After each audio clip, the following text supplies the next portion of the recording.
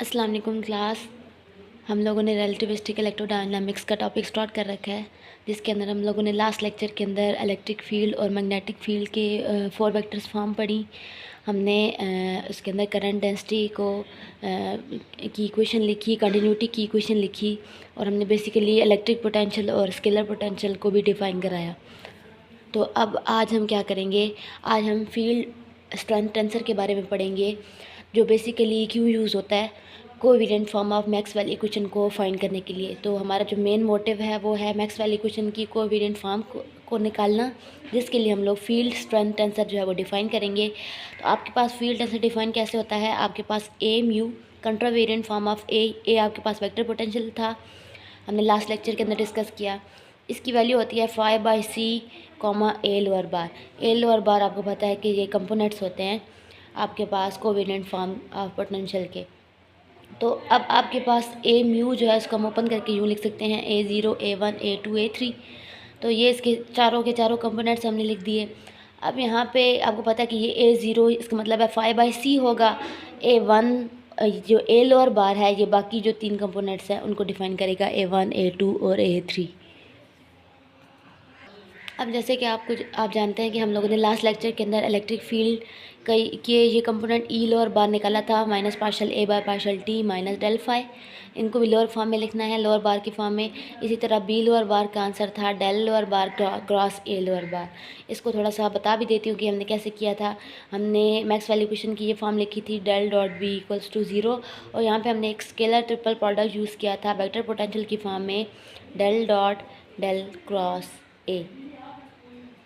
और ये आपको पता है कि स्केलर ट्रिपल प्रोडक्ट 0 आंसर होता है। क्यों होता है? क्योंकि यहाँ पे जो आपके पास स्केलर ट्रिपल प्रोडक्ट के अंदर कोई से भी 2 वेक्टर्स जब सेम हो जाएं तो उसका आंसर हमेशा जो है वो स्केलर ट्रिपल प्रोडक्ट का 0 आता है। तो ये हमने यूज़ किया था और वहाँ से हम लोगों ने फिर ई की वैल्यू जो है वो निकाली थी।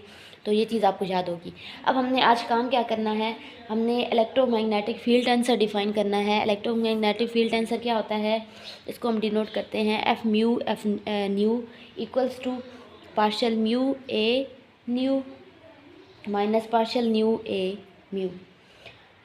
और अगर मैं इसको इक्विवेलेंट फॉर्म में लिखूं, यानी ये मैंने अभी फॉर्म लिखी है कंट्रावेरिएंट फॉर्म, अगर मैं कोवेरिएंट फॉर्म के अंदर इसको लिखूं तो ये कैसे होगा, F mu nu equals to partial mu A nu minus partial nu A mu.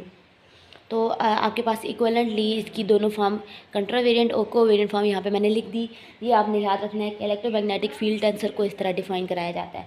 अब हमने क्या करना है, असल में मैक्सवेल इक्वेशंस को निकालने के लिए असल में हमने इनकी वैल्यूज़ निकालनी होती हैं। म्यू और न्यू की वैल्यू को वेरी करने से आपके पास जो है वो एक मैट्रिक्स बनेगी। उस मैट्रिक्स से जो है बेसिकली मैक्सवेल इक्वेशन को डिफाइन कराते हैं। अब आपने एक चीज़ याद रखनी है कि अगर आप क्या करें, ऑर्डर चेंज कर दें, एफ म्यू न्यू था, अगर इनके ऑर्डर चेंज कर दें, म्यू पहले लिख लें, सॉरी यहाँ पे न्यू पहले है और म्यू बाद में, तो अगर आप इनके ऑर्डर चेंज कर दें तो यहाँ पे माइनस का साइन बाहर आता है। क्योंकि ये जो आपके पास अभी मैंने बताया था कि ये जो आप लिख रहे हैं एफ, ये बेसिकली आपके पास इलेक्ट्रोमैग्नेटिक फील्ड टेंसर है। तो ये जो टेंसर है ये स्क्यू सिमेट्रिक टेंसर होता है, जिसका मतलब ये है कि स्क्यू सिमेट्रिक का मतलब ये है कि अगर आप इनके ऑर्डर चेंज करेंगे तो यहाँ पे माइनस का साइन जो है वो बाहर आ जाएगा। अब बेसिकली हमने करना क्या है, जैसे कि आपको भी बताया था कि हमने ये जो आपके पास फील्ड टेंसर है इसकी मैट्रिक्स फॉर्म जो है वो फाइंड करनी है, जिसकी मदद से हम मैक्सवेल इक्वेशंस को लिख सकेंगे। तो मैट्रिक्स फॉर्म निकालने के लिए आपको क्या करना होगा, सबसे पहले आप क्या करेंगे, ये रिलेशन जो भी मैंने बताया था B is equals to del cross A, ये यहाँ पे लिखेंगे बी लोअर बार इक्वल होता है डेल क्रॉस ए लोअर बार। अब आपको पता है कि क्रॉस प्रोडक्ट जो है वो कैसे ओपन होते हैं। क्रॉस प्रोडक्ट ओपन करने के लिए आप मैट्रिक्स को किस तरह लिखते हैं, आई जे के, यहाँ पे डेल लोअर बार वाला यूज़ हुआ है। और डेल लोअर बार की वैल्यू हम लोगों ने कल वाले टॉपिक के अंदर भी लिखी थी, वो कैसे होती थी, यहाँ पे पार्शल आई के लिए 1 पार्शल 2 और इसके लिए पार्शल 3, और ए वेक्टर के लिए आप क्या लिखेंगे, A1 A2 A3। अब याद रखना एक चीज़ आपने याद रखनी है कि जो डेल ऑपरेटर है ये वैसे कोवेरिएंट टेंसर है रैंक 1 का। रैंक क्या होता है ये हम क्यों आगे जो है वो आपके पास चैप्टर पूरा आ रहा है रैंक के ऊपर, तो वहाँ पे हम डिस्कस करेंगे। लेकिन बेसिकली अभी आप ये याद रखें कि डेल ऑपरेटर है ये आपके पास कोवेरिएंट टेंसर है। और जो आपके पास मैग्नेटिक फील्ड और यानी ये जो वेक्टर पोटेंशियल, ये वेक्टर है और ये वेक्टर है, ये दोनों जो हैं ये आपके पास कंट्रावेरिएंट टेंसर है। तो आप जब जनरल फॉर्म लिख रहे हैं तो आपने कंट्रावेरिएंट फॉर्म ही लिखनी है। तो बी की जब मैं यहाँ पे फॉर्म लिखूँगी तो लिखूँगी B1 B2 B3, यानी बी की एक वेक्टर है कॉलम की फॉर्म में लिखेंगे और डेल क्रॉस ए पूरी मैट्रिक्स ओपन होगी क्रॉस की फॉर्म में। तो ये यहाँ तक मैंने ये काम कर दिया। और जैसे कि आप देख सकते हैं कि ए के लिए मैंने कंट्रा फॉर्म यूज़ किया है, यानी ऊपर आपके पास 1 2 3 आए हैं सुपरस्क्रिप्ट पे, जबकि आपके पास डेल के लिए मैंने कोवेरिएंट फॉर्म यूज़ किया है, आपके पास सबस्क्रिप्ट के अंदर 1 2 3 आए हैं। यहाँ तक करने के बाद अब आपने क्या करना है, जस्ट ओपन कर देना है। जैसे यहाँ पे इस कंपोनेंट को मैं लिखूँगी B1 B2 B3 equals to, आपको पता है कि ये मैट्रिक्स फॉर्म लिखते हैं तो वो कैसे लिखते हैं कि आपके पास आई के लिए, यानी मैं अगर आई के लिए लिखना चाहूँ इस पूरी मैट्रिक्स को, तो आपके पास पहले आएगा पार्शल, यानी ये पूरी रो और कॉलम गायब, ये पूरा कॉलम और रो गायब, तो आपके पास पार्शल 2a3 माइनस क्या आएगा पार्शल 3a2। यहाँ पे जो 3 है ना वो ऊपर है, तो यहाँ पे भी ऊपर ही आएगा। सिमिलरली आपने बाकियों को भी लिख लेना है। जैसे यहाँ पे मैं लिख रही हूँ कॉमा के साथ, आपने जे के लिए लिखना है तो ये वाली गायब, आपके पास partial 1a3 minus partial 3a1, और इसी तरह कॉमा लगा के आपने नेक्स्ट वाली लिखनी है। नेक्स्ट वाली क्या बनेगी, के लिए partial 1a2 minus partial 2a1। तो ये आपने सारे कंपोनेंट्स को ओपन कर लिया। अब ये कंपोनेंट्स ओपन करने के बाद आप एक काम कर सकते हैं कि अगर मैं जैसे मैंने आपको अभी बताया था कि डेल जो है ये बेसिकली आपके पास कोवेरिएंट टेंसर है। तो कोवेरिएंट टेंसर को अगर मैं कंट्रोल में कन्वर्ट करना चाहती हूँ, यानी पार्शल आई को मैं यूँ लिखना चाहती हूँ पार्शल आई, यानी इसके मैं इंडिसेस को लोअर को अप कर दूँ, तो आपको पता है कि ये करते हुए यहाँ पे माइनस का साइन आएगा। अब ये माइनस का साइन हम यहाँ पे यूज़ करेंगे तो आपको पता है कि ये क्या बन जाएगा, पार्शल 2 को आप यूँ लिखेंगे पार्शल 2, लेकिन माइनस के साइन के साथ a3 माइनस, इसी तरह यहाँ पे प्लस आ जाएगा पार्शल 3a2 कॉमा पार्शल, यहाँ पे भी माइनस का साइन पार्शल 1a3, यहाँ पे भी माइनस जो है वो दोबारा आएगा तो प्लस पार्शल 3a1, और कॉमा के साथ यहाँ पे कॉमा लगाएं, और नेक्स्ट टर्म आएगी पार्शल माइनस के साथ पार्शल 1a2 माइनस प्लस हो जाएगा और पार्शल 2a1। तो ये चीज़ आपने कैसे लिख ली, आपने कन्वर्ट कर दिया इंडिसेस को, तो माइनस का साइन आ गया। और यहाँ पे एक चीज़ देखें, आपके पास जे के साथ जो है वो जब जे वाली सेकंड वाली आइडेंटिटी पे आते हैं तो आपके पास माइनस का साइन आता है। तो माइनस को ख़त्म करने के लिए इस वाली वैल्यू को पहले लिख लेते हैं और इसको बाद में। तो ये जो है वो यहाँ पे प्लस और यहाँ पे माइनस यूँ आएगा।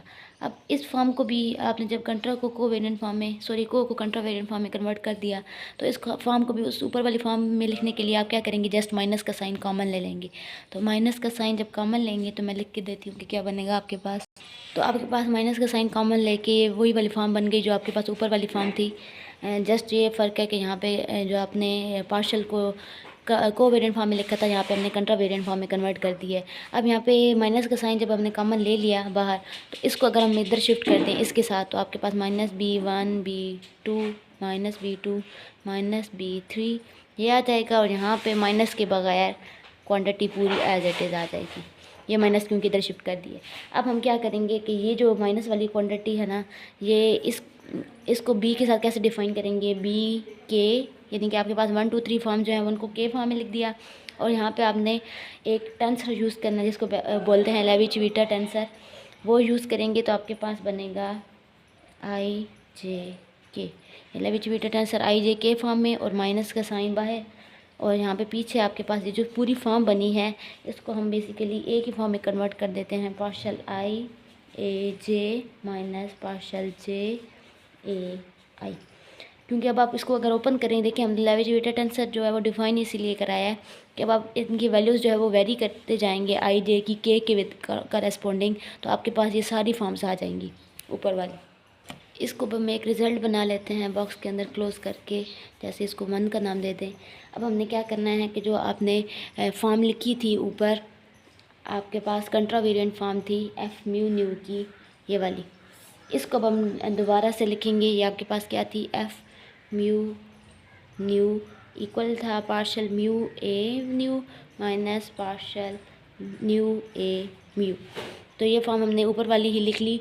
अब हम यहाँ पे करेंगे क्या कि यहाँ पे डिफरेंट वैल्यूज़ के लिए चेक करेंगे कि अगर आप क्या करें, आपको पता है कि अगर म्यू और न्यू दोनों इक्वल हो जाएं, दोनों वैल्यूज सेम हो, तो यहाँ पे भी म्यू अगर है तो यहाँ पे भी म्यू डाल दें, यहाँ पे भी म्यू डाल दें, तो आपके पास ये दोनों वैल्यूज सेम बन जाएंगी, तो आंसर दे देंगी 0। तो आपने यहाँ पे डिफाइन करा देना है कि अगर ये दोनों वैल्यूज़ जो हैं, यानी आपके पास जो एफ़ के ऊपर जो म्यू न्यू वेरिएबल्स थे, इनको अगर आप चेंज करें, सेम इनकी दोनों वैल्यूज सेम डाल दें, तो आपके पास आंसर आता है इसका 0।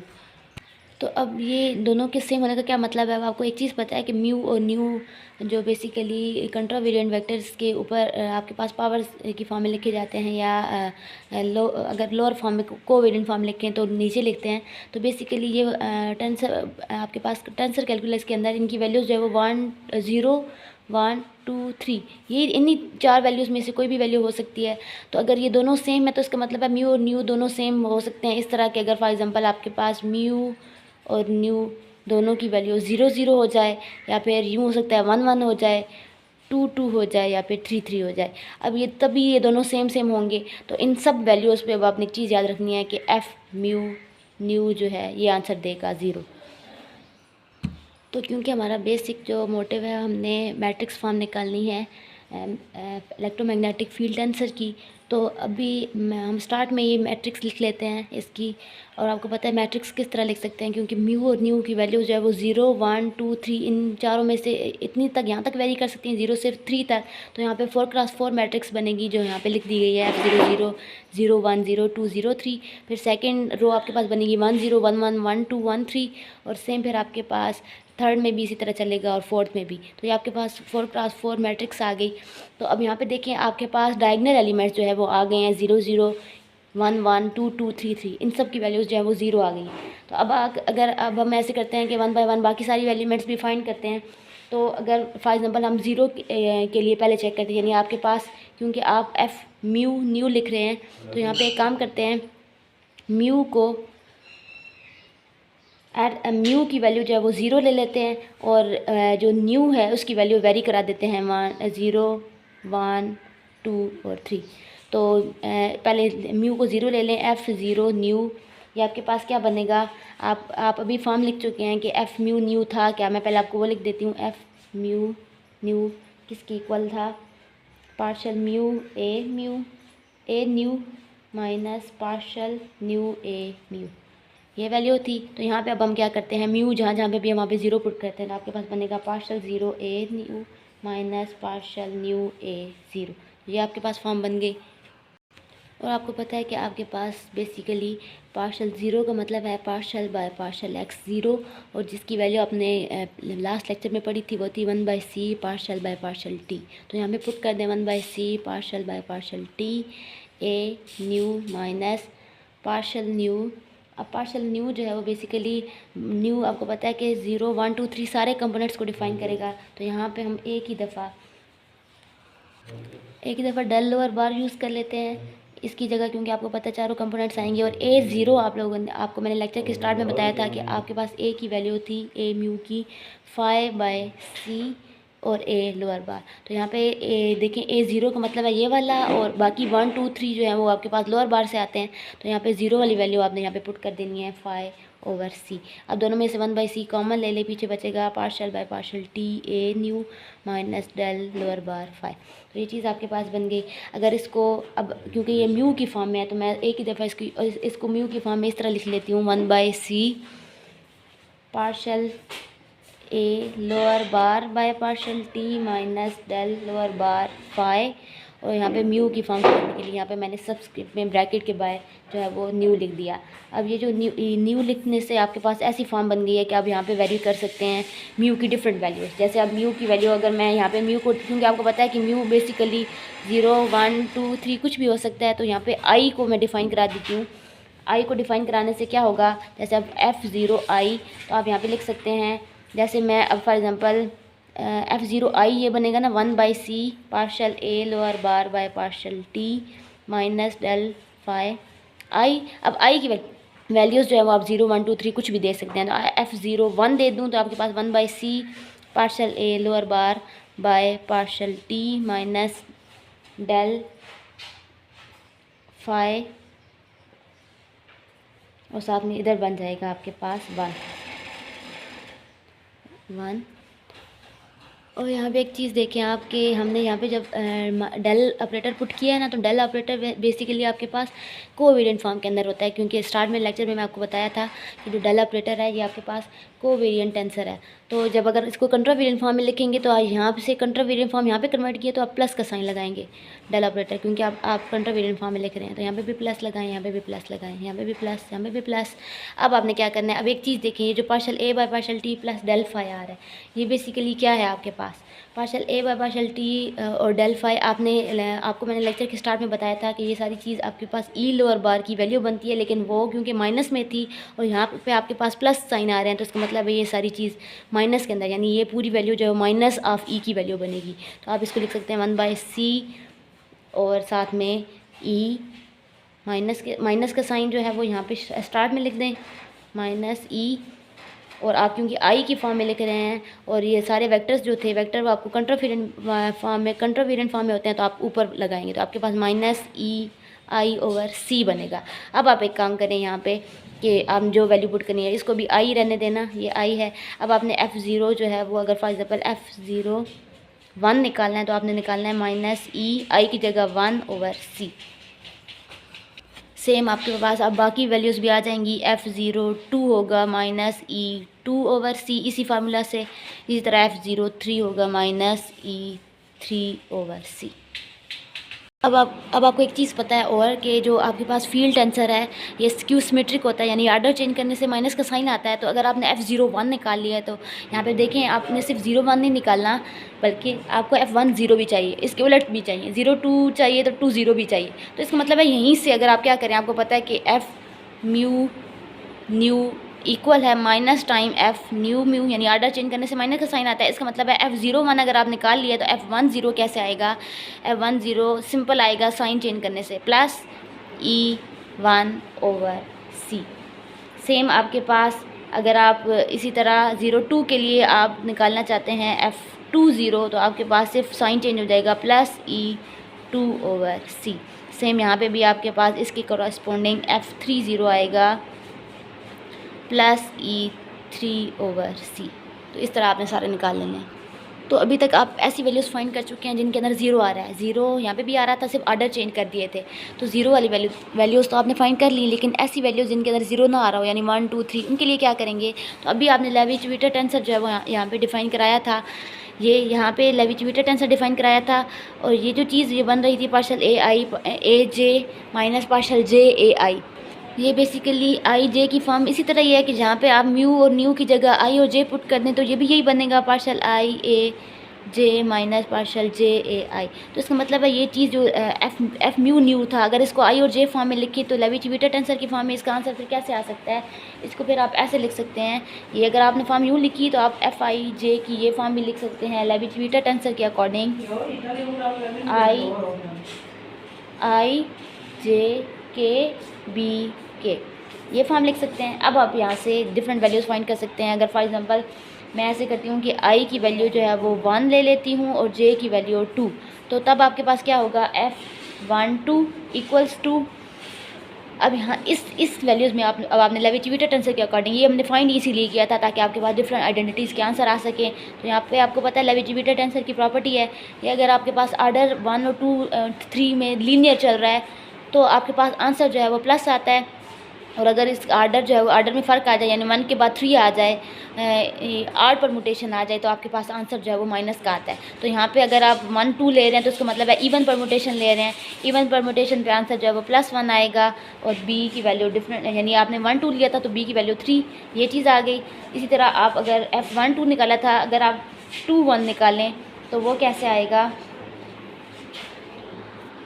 अच्छा एक चीज़ देखें कि इवन परमुटेशन के लिए आंसर तो लेवी-चुविटर का +1 है, लेकिन एक माइनस पहले से एग्जिस्ट कर रहा है, तो वो माइनस जब इसके साथ मल्टीप्लाई होगा तो -B3 बना देगा। अब आपने इनका आर्डर चेंज कर दे 2 1 कर दे तो आपके पास आर्डर चेंज करने पे एक और माइनस का साइन आता है, तो वो माइनस और एक पहले से माइनस मौजूद है तो यहाँ से +B3 बन जाएगा।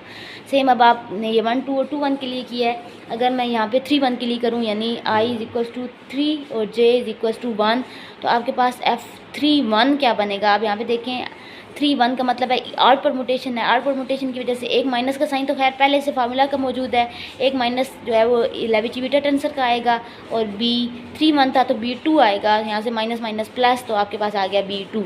सेम F13 फाइंड करने के लिए 13 आपको पता है स्क्यू सिमेट्रिक होने की वजह से यहाँ पे माइनस का साइन आ जाएगा। सॉरी, यहाँ पे एक चीज़ देखें कि 3 1 आपके पास 3 यानी 1 2 3 ये आपके पास ऑर्डर होता है, 3 से 1 आपके पास इवन परमुटेशन बनती है, तो यहाँ पे प्लस आएगा, ये माइनस, फिर ऑर्डर चेंज करेंगे तो प्लस। अगर ये यहाँ पे 3 1 के बजाय 1 3 होता है, यानी F13 अगर मैं इसी फार्मूला से निकालूँ, अभी तो वैसे तो मैंने स्क्यू सिमेट्रिक प्रॉपर्टी यूज़ करके निकाल लिया है, लेकिन अगर आप सिंपल इसी फार्मूला से निकालने की कोशिश करते हैं तो 1 3 आपके पास 8 परमुटेशन बनती है, तो एक माइनस का साइन फार्मूला का, एक माइनस का साइन इसका लेविटिविटा का, और आपके पास B2, तो यहाँ पे देखें माइनस माइनस प्लस B2 बन गया, वही जो आपने अभी स्क्यू सिमेट्रिक के फार्मूला के तहत निकाला है। अब सेम आप F23 की वैल्यू भी निकाल सकते हैं। 2 3 का मतलब भी इवन परमुटेशन है, इवन परमुटेशन की वजह से आपके पास एक माइनस का साइन तो खैर पहले से है, इवन परमुटेशन है तो +1 साइन आएगा, और आपके पास B23 है तो यहाँ पे B1 है, तो यहाँ पे माइनस B1 आएगा। ऑर्डर चेंज करें, F32 बनाएं तो स्क्यू सिमेट्रिक की वजह से प्लस B1 बन जाएगा। अब आपके पास मैट्रिक्स की सारी वैल्यूज़ आ चुकी हैं, F0 0 0 1 0 2 0 3, और बाकी वैल्यूज़ अभी आपने लेविटिविटा टेंसर के अकॉर्डिंग जो है वो फाइंड कर ली हैं। आपने ये सारी वैल्यूज़ इस मैट्रिक्स के अंदर पुट करनी है, तो आपके पास ये मैट्रिक्स आ जाएगी। ये आपके पास कंट्रावेरिएंट फॉर्म है, अगर कोवेरिएंट फॉर्म में करना है तो आपको जस्ट माइनस का साइन जो है वो सारे एलिमेंट्स के साथ माइनस का साइन लगा देना होगा। तो ये काम आपका होम टास्क है। ये फॉर्म निकालने के बाद, F की कंट्रावेरिएंट फॉर्म निकालने के बाद आपने, और कोवेरिएंट फॉर्म निकालने के बाद आपने डुअल टेंसर डिफाइन करना है। डुअल टेंसर किस तरह डिफाइन करेंगे, आपने EDM के अंदर एक रिलेशन पढ़ रखा है कि आपके पास E/C इक्वल होता है B के, वो हम सिंपल फॉर्म में लिखते थे। यहाँ पे टेंसर, आप टेंसर कैलकुलस पढ़ रहे हैं तो इसके अंदर आपको माइनस का साइन भी लगाना होता है। तो आपने ऊपर वाली वैल्यू से डुअल टेंसर की वैल्यू कैसे निकालनी है, जहाँ जहाँ पे आपके पास E होगा वहाँ पे आप लोगों ने क्या करना होगा, यानी E² over for example C है तो आप क्या करेंगे, फॉर एग्ज़ाम्पल आपके पास E1 ओवर C, तो आप इसको रिप्लेस करेंगे -B1 से। तो इसी तरह अगर आपके पास कहीं पे जो है वो यूँ है E2 ओवर C, तो इसको आप रिप्लेस करेंगे -B2 से। तो इस तरह आपने रिप्लेसमेंट करके G म्यू न्यू की भी वैल्यू निकालनी है।